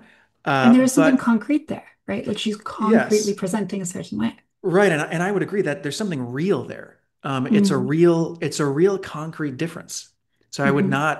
I would certainly not deny that that's a real concrete difference, and you have to take that into account because it's not in someone's head. If someone says, if a man presenting exactly as a man, with a beard, etc., Hmm. walked in and said, "I'm a woman." Well, there's no connection to concrete reality there. There's no connection to maybe Or there's a it's connection to like very loose, yeah. it's very loose. Maybe there's a psychological connection. Mm. Maybe that he's more psychologically feminine. Hmm. Um, but there's much less connection with concrete reality there. Hmm. Whereas in the case of someone like Blair White, like you couldn't possibly tell that she's trans just from looking at her. Hmm. So I would agree and I think the generalizations that we make and the concepts that we form, they have to be tied to concrete reality. And Hmm. so I don't think it makes sense to refer to someone like Blair White as a man, Mm. um, because she doesn't, she concretely, she doesn't present as a man. She doesn't look like But one, yeah. yeah, but at the same time, you do need a concept that still includes genitalia and a uterus and things Hmm. like that, because you have to be able to make generalizations about that group of concretes. Hmm. No, I totally agree. I think it's maybe throwing another wrench in it a little bit. There is a sort of psychological connection that you were referencing that could exist there. Mhm. And we can imagine someone walking up to the hostess and being like, oh, I'm with the depressed person in the back. And that is sort of like wildly unhelpful because it's like, oh, how can I know who's depressed? It's not like an outward thing, or at least not most of the time. Maybe there is, but it's like a loose correlation. And so that doesn't necessarily mean that depression as a word or, isn't mapping onto something real and concrete and valuable to have a definition for. So even if womanhood were purely psychological, that wouldn't necessarily preclude it from being like a valuable definition or word, just if it was referring to some sort of psychological state. And this is another sort of complication here because it lends some ammo to a definition of woman, which is increasingly abstract and distanced from biology. At the very least, it could still refer to something concrete within the brain. And we agree that concrete within the brain things exist and it's useful to have words for them. So we can't dismiss them out of hand. I guess for all of these reasons, it seems there are some real challenges with adopting a definition of woman which is like purely biological, or based on gonads. You ask a lot of people who have biological definitions of women, and they will say a woman is someone with XX chromosomes. And my understanding is that within like the debate sphere, the people who really think about this deeply, they don't accept even that definition. They go to gonads for some of these weird edge cases with intersex people. And so Hmm. that's that's like another layer where it's like very few people think about gonads. They think about chromosomes. Um, so it turns out that biological definitions, though philosophically concrete and coherent, um, they run into a lot of problems when they're brought out into the real world. Well, so I don't know that that's as big of a problem though as people as it might appear at first Mm, glance, because I think we have a tendency, I think there's a tendency there to again um, to start again privileging concepts over concrete reality, mm. um, and saying, well, um, because our definition, um,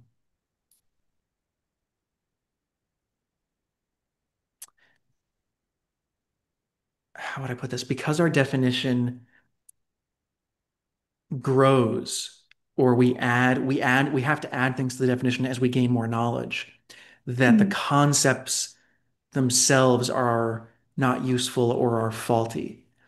Yeah, that's Because, true. and I don't think that that's necessarily the right conclusion. Mhm. Um, because if you if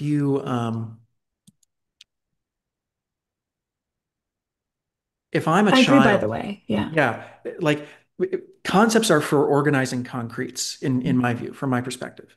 And so there are, let's say, an intersex person who has AIS, who Hmm. looks like a woman, psychologically is like a woman, um, even has, uh, female external genitalia.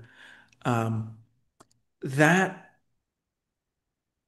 that person is concretely, we can observe, different from a woman, who does not have, who has XX chromosomes and is not, doesn't have that particular issue. So there's a Hmm. real concrete difference there. And we might have called someone with AIS a woman 200 years ago, 300 years ago. We didn't know there were, about this disorder. Or Um, female, yeah. yeah, but I don't think that's not a problem with the concept in general, and it doesn't invalidate the concept. It just means we have to refine our understanding of the concept. We have to refine our definition. Yeah, so this is a fascinating point here because it seems like we're looking at the concept and we're saying this concept isn't sufficient because it isn't actually matching the concept that we are trying to get at.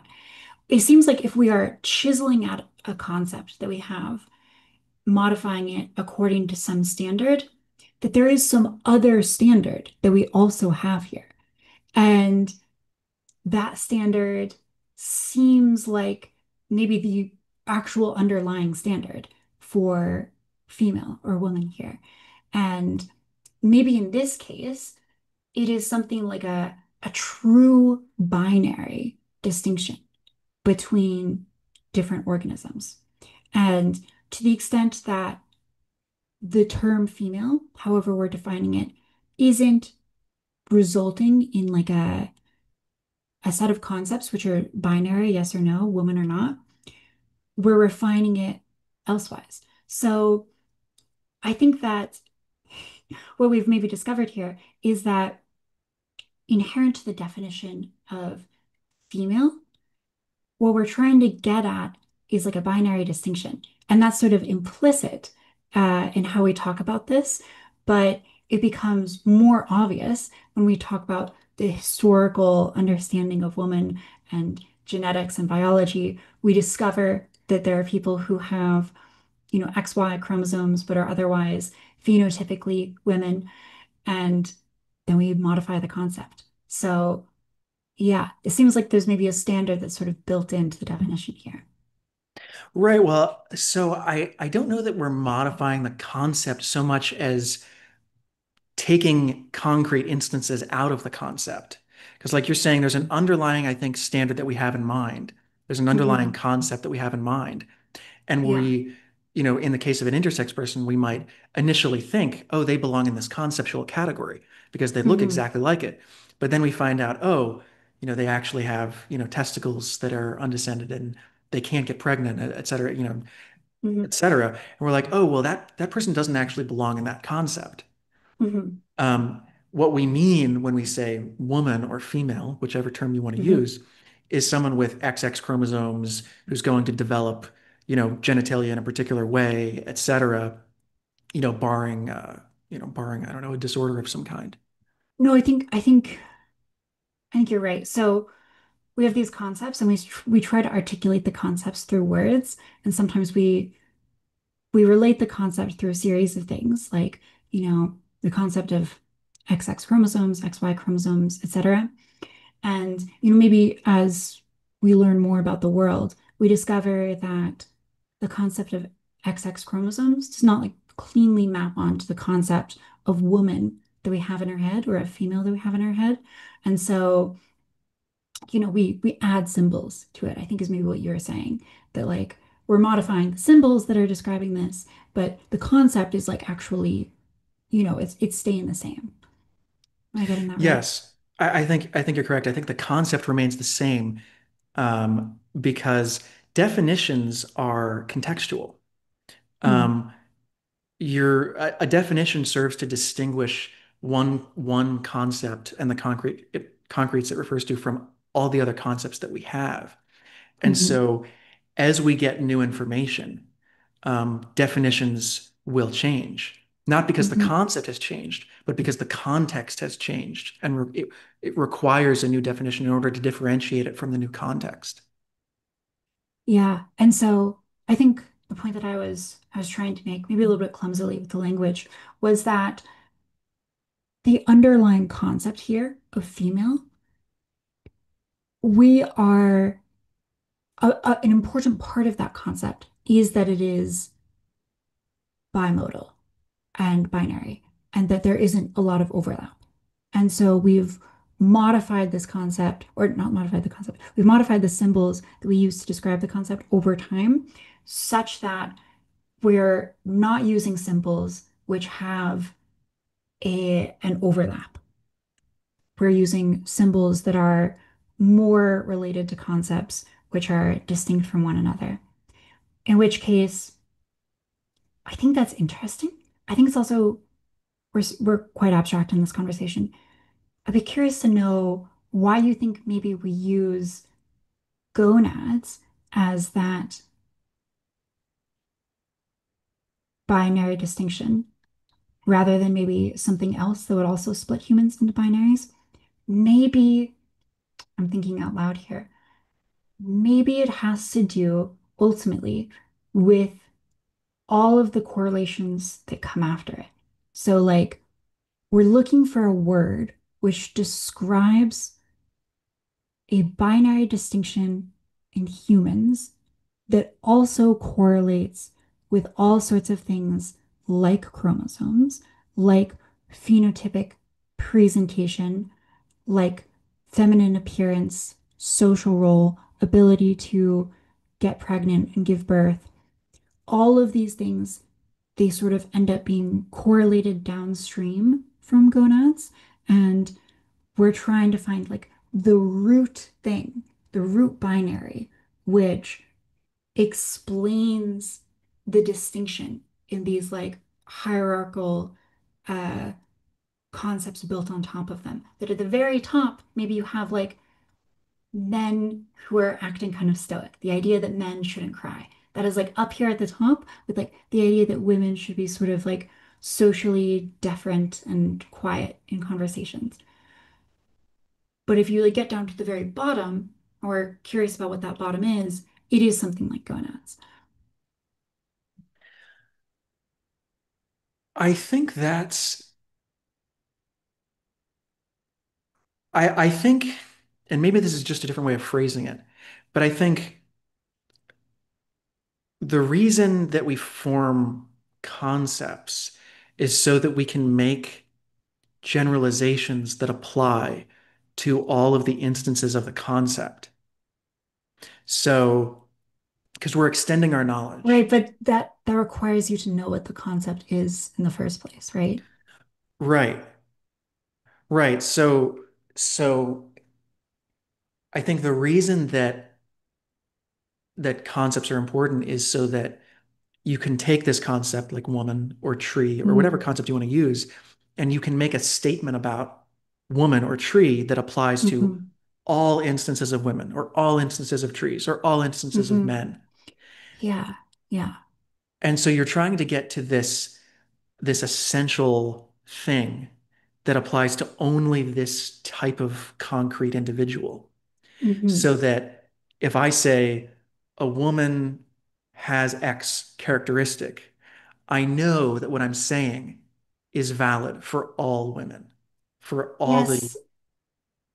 Oh, okay, but here's the problem, right? Is that you can say a woman is someone with XX chromosomes, right? And you could just say that applies to all women because by definition, it applies to all women and nothing else. And therefore, the person who adopts the chromosomal definition would just say like XY, undescended testes, this person is just not a woman. They would just bite that bullet, right? And they would have a definition which applies to all women. And it seems like whatever definition you give, it's going to sort of by definition apply to everyone who falls under that definition, right? Well, right, but I think that's just a necessary cognitive process. So, like you could say, um, an intersex person might say, "Okay, I'm upset that you're not including me in the definition of woman because I feel like a Hmm. woman and I present as a woman and I live as a woman." Um, and so we might say in that case, okay, well, socially speaking, psychologically and externally, yes, you look exactly like a woman and we treat you like a woman, etc. But if we're trying to make generalizations about a particular entity, then we obviously can't apply the same generalizations we would make to you that we would apply to a woman with a uterus and the ability to get pregnant and all of that. We obviously can't apply those same generalizations. And Hmm. so I think I think we come back to a matter of just choosing different symbols where we can say, okay, a woman, we're going to decide that women refers to, includes intersex people because they present this way and they're socially, and includes trans people because they present and they're socially this way. But with female, when we make generalizations about that term, when we perform cognitive operations, it means this specifically because we need to be able to make valid generalizations about people based on their actual characteristics. Hmm. So, Yeah, I think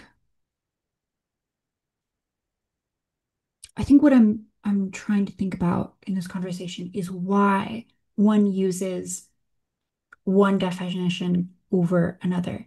And so I'll try to rephrase, I think, what I'm understanding from your point, and then I'll get to maybe what I'm talking about with the hierarchy. But it sounds like what you're saying is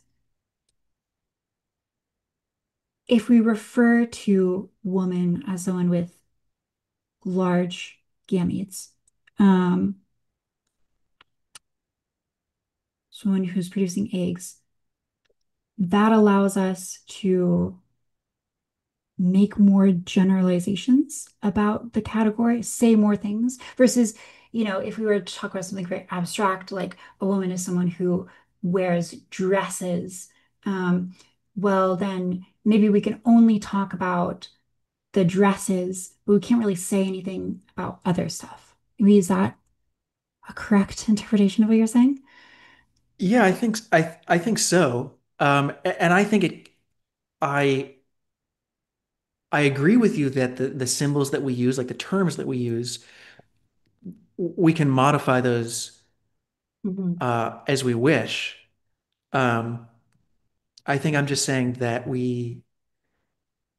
um, we do have to distinguish in some way by some symbol.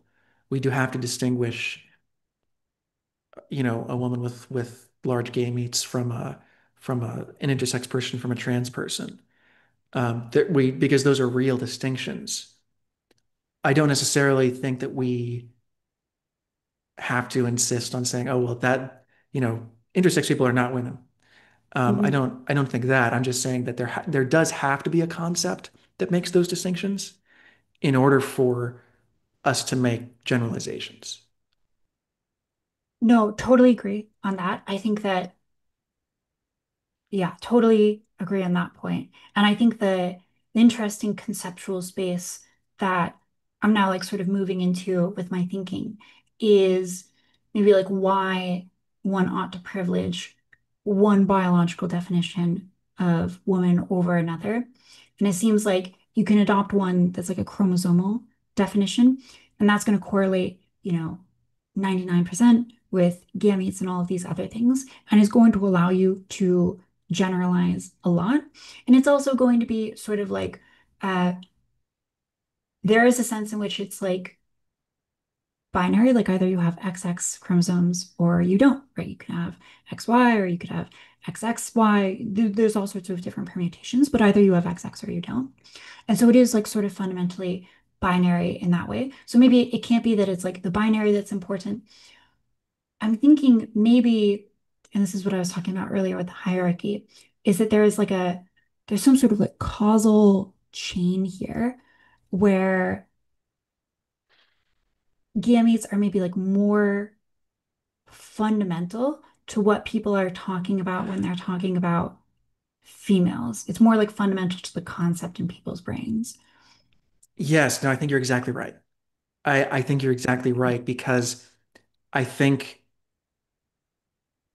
a definition needs to capture the differences Hmm. that causally produce all the other Hmm. differences. So I think you're Yeah, right. and that's There's a that's where causal you get the chain. hierarchy. Yeah. Right. Right. So I think you're exactly correct. Mm. And that also means there's some real way in which like a deeper definition has more power over like a more upper level definition, which still useful, but useful in like a more narrow circumstance. And so maybe that's like another reason why we should be pretty interested in whatever is at this like foundational layer. Um, yeah, I mean, suddenly it feels like very Jordan Peterson to me. This idea of like hierarchies and some sort of fundamental hierarchy. Because I think Jordan Peterson he ultimately gets down to this idea that like whatever is at your very base, that is he just like defines that as God. Very confusing to Christians and atheists and everyone who is listening to him speak. But yeah, he like insists on this definition of God, which is like your fundamental like conceptual arrangement of the world and of values they're bound up in that. So yeah, maybe maybe in this sense femaleness is closer to God than femininity or dresses or what have you. So I wasn't when you said that when you said causal chain, the definition is something that has the most causal power or Mm. something along those lines. I wasn't thinking of a Petersonian uh, idea. I was actually thinking more of that's actually a very Randian objectivist idea when it Oh, comes to interesting. concepts, Hmm. and that's the framework that I come at this issue Huh. with is from Rand's theory of concepts. And Hmm. that's a point that she makes explicitly. Mm, about definitions, and that a proper definition is one um, that is sort of at the bottom of the causal chain. It has the most, it leads causally to all of the salient differences. mm. Yeah, that's interesting. I didn't know she made that point. I guess the more I'm thinking about it too, the more I realize that I actually use this conceptual framework all the time. Like I think I've told people before that I do all sorts of actions in my day-to-day life. Like I'll go make a sandwich. Maybe on the way to making the sandwich, I'll walk north and, I'll use a knife and whatnot. And I'll make the point that all of these elements they're not descriptive of like my nature, what I am fundamentally. But as we like move up the causal chain and we get to like hunger, right? Or like I am the kind of creature that like acts in order to preserve itself. I think then we get like closer to like this is actually a result of this can be described as my nature rather than something that I'm doing by happenstance because the situation, that is the best way to survive. All of those things are sort of dependent, but like fundamentally there's something going on here and that fundamental nature is like causing the rest. So, I guess I end up using this kind of definition all the time. Um, but yeah, Yeah, no, I agree with that. So, yeah, um, yeah. So maybe people like wearing dresses, maybe in the way that some people like sushi or rock music, and you can have an identity as like a metalhead or something, but it is maybe less fundamental to your nature than the things that precede it. And, the definition of metalhead is useful, but so is the definition of human or like, female, what have you. right. Well, yeah, you can make there's a lot more generalizational power to that. Yeah. Okay, all right. I think we solved that, and now that's it. That's it. The questions, case closed. There you go. Epistemology. Yeah, it's all done. Um, Amazing. Yeah. Okay. Um, It's a lot to Man, chew on, I yeah, think. that's a lot to chew on. We really that probably took up the bulk of our conversation there, which is great because Mm, I did want to go through that. Um, so let's talk a little bit. Let's talk a little bit about the state of the trans movement mm. and what that looks like. What's your opinion? Like when you just as a whole, what's your general opinion of the trans movement? Kind of, it's rough out there. Yeah. That's what I would say. Um, Yeah, I mean, it's not good. I think there's a lot of problems to be had with trans activism.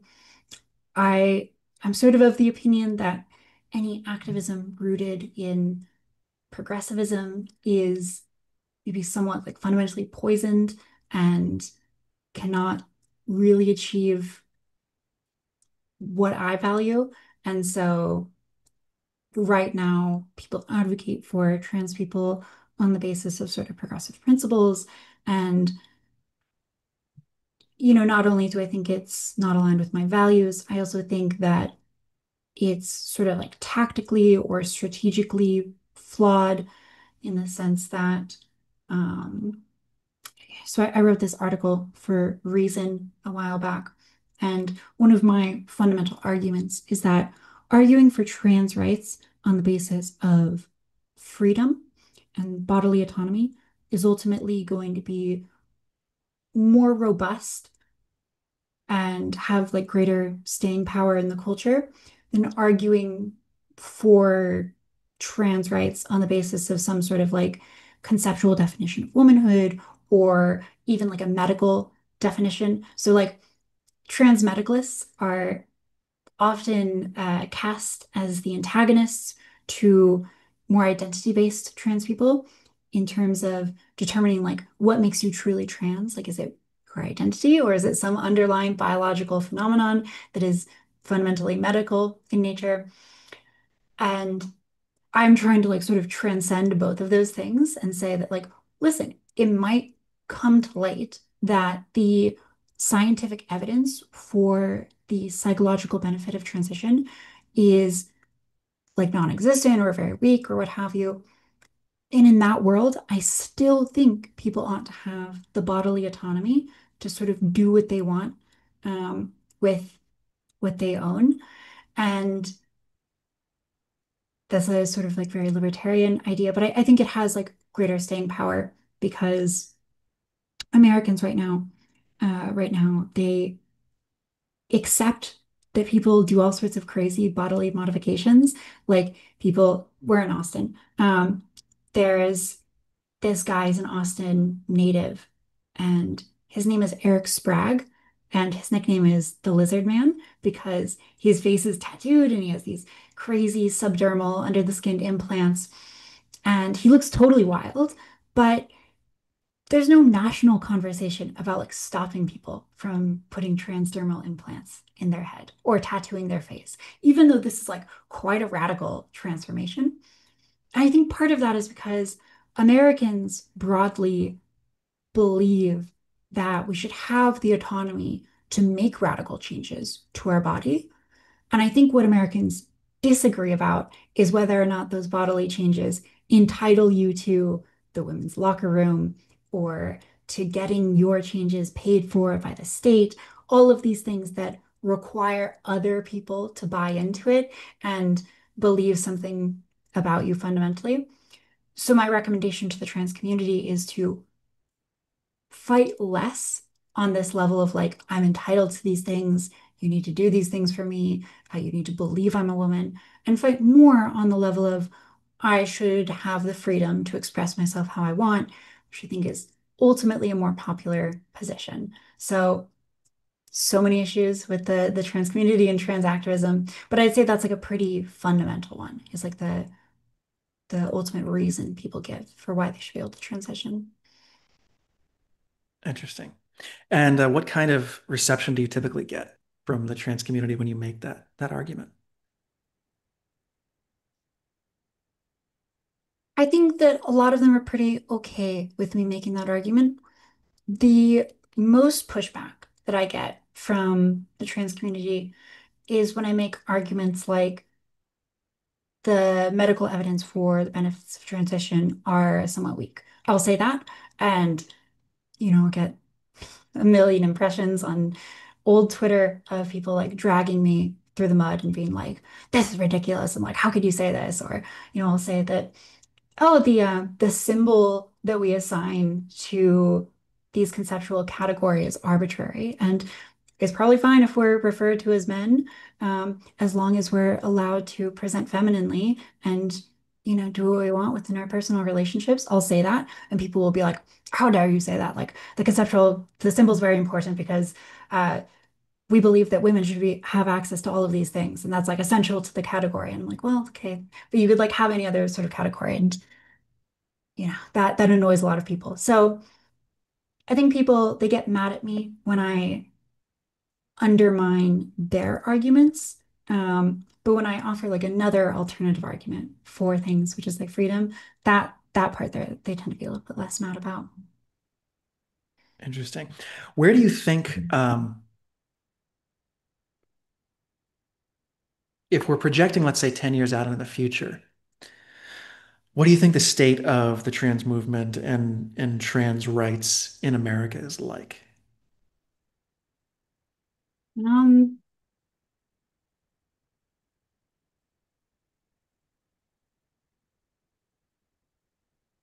I mean, it's hard to say because I think the state of trans rights and the trans movement is a result of the particular social and political conditions that we live under right now. So it sort of depends on like how those change. Like if for example, we are in 10 years, we're in this like horrible economic depression, right? Or like, maybe nuclear war has like ravaged the earth and um, the world as we know it is very fundamentally different. Well, in that case, like trans rights are going to be sort of, they're not going to be argued at a national scale. Like people are going to have bigger issues, what have you. I mean, maybe the current conversation about trans rights is a result of a kind of political decadence and the fact that we've had like so much time to sort of just like nitpick over these issues, which don't really affect like most Americans. Um, and I think that what we see is when economics or geopolitics rear their head, people end up caring a lot more about those things than they do trans stuff. Um, I would like for the trans conversation to be in a much more sane place. And I think that if progressivism, as we've known it for the past maybe 60 years, 70 years, if that style of progressivism, which maybe we can define, um, goes the way of the dodo, I think people will start making arguments that are more freedom-based or otherwise. And if it doesn't, if it sticks around, I think we'll still be arguing about um, what makes a woman in 10 or 20 years. So yeah, I guess those are different possible futures. Um, Big things can distract us. We can defeat progressivism and we'll have different ways of relating to transness, or progressivism sticks around, kind of nothing happens Stay the scenario. same. Yeah, Yeah. in which case things stay the same. Interesting. Interesting. So, I could I ask you a personal question Yeah, go about all ahead. this? So, do you personally feel that you were well served by transitioning? Oh, yeah. I mean, I've gone back and forth on this.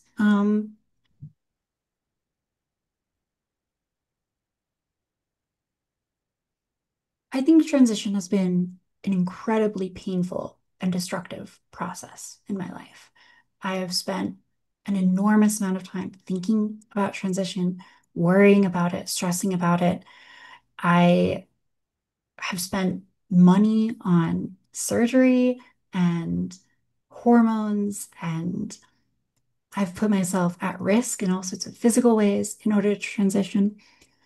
So there's all sorts of pretty enormous costs on one side of the scale. And in terms of psychological benefit,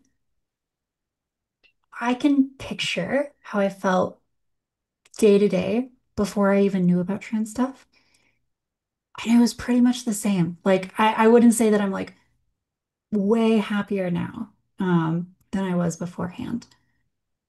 So, is it am I psychologically served? I guess maybe depends on whether or not I would have gotten more depressed or like I would have suffered more psychologically as time went on. Maybe, so I guess what I'm saying is like if things are pretty much the same or like slightly better, what matters is the counterfactual. And if the counterfactual is that I would be like way more depressed now or like really suffering, then I would be able to say that yeah, I've benefited a lot. And I guess it's hard for me to answer because I don't know what that counterfactual is. And I would say that the benefit in my life has been pretty minor, psychologically speaking. Um, so yeah, I would say it's a benefit, but it's hard to evaluate that benefit. Right, because you don't know how you would have felt if you had, fully, because I'm guessing you started transitioning before you fully went through puberty, right? Yeah, yeah. So I've been Yeah, lucky. Like I haven't grown facial hair or anything. right. So it's hard to know how you would have reacted to, fully growing into puberty as a man. Hmm. Yeah, For sure. interesting. Okay, well, I think we're about 2.5 hours in. Hmm. So um, I'm going to go ahead and wrap it up unless you had anything specific you wanted to bring up here. No, Anything you nothing want in to? specific. It's been a wonderful conversation, and maybe next time we can do it in person and we can go beyond the trans stuff. Okay, awesome. Wonderful. Awesome. All right, well, thanks a lot. Thanks a lot, Taf. And Yes, yeah, we'll do it again sometime. of course. I would love to.